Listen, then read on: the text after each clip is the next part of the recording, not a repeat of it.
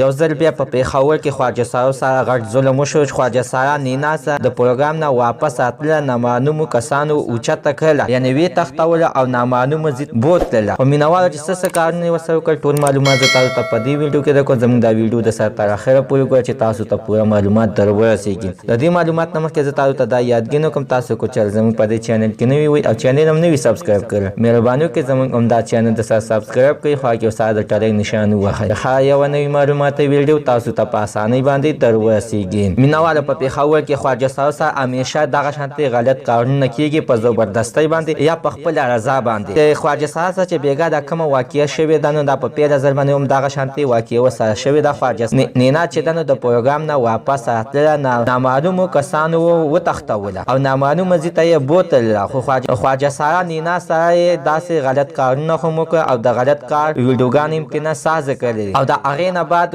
بیا یې ترېنه ایخته ترېنه کټا کړ، یعنې ایختې ترېنه وښوئ، سر یې وله ګنجی کړلو او په موبایل یې ترېنه غیر اخلاقي ویډیوګانې هم ترېنه سازه کړلې. خو مینهوالو د فقیر آباد سره دا واقعه شوې ده چې د فقیر آباد پولیس د ملزمانو د ګرفتارۍ سره ناکامه شوي دي او خواجه سره نینا د یوې بجې نه پیښور پرنس کمپلکس مخې ته یې دغه د ظلم زیاتي کولو پرنس کمپلکس یې کړی دی او ویلي دي چې ما سره غټ ظلم شوی دی، ما سره راول ډېر بد اخلاقي کارونه کړي، د هغې نه بعد بیا د ما نه سر کټ کړی دی. مینهوالو په پیښور کې دا لومبنۍ واقعه نه ده چې خواجه سره کېږي، داسې ډېرې واقعه خواجه سره شوي دي. خو مینهوال ستاسو د دوی په خره باندې یعنې څه خیال دی؟ د دې ملزمانو تر اوسه پورې مخنیوی لا نه ده شوی. که د دې مخنیوی ونه شي نو دغه شانتې دا مینهوالو زموږ د نننۍ معلومات ته د دې ځای پورې د نوي معلومات دپاره د زموږ همدا چینل د سره سبسکرایب کړئ، خوا کې سره د ټلی نشان ووهئ چې ښه یوه نوي معلوماتي ویډیو تاسو ته په اسانۍ باندې در ورسېږي.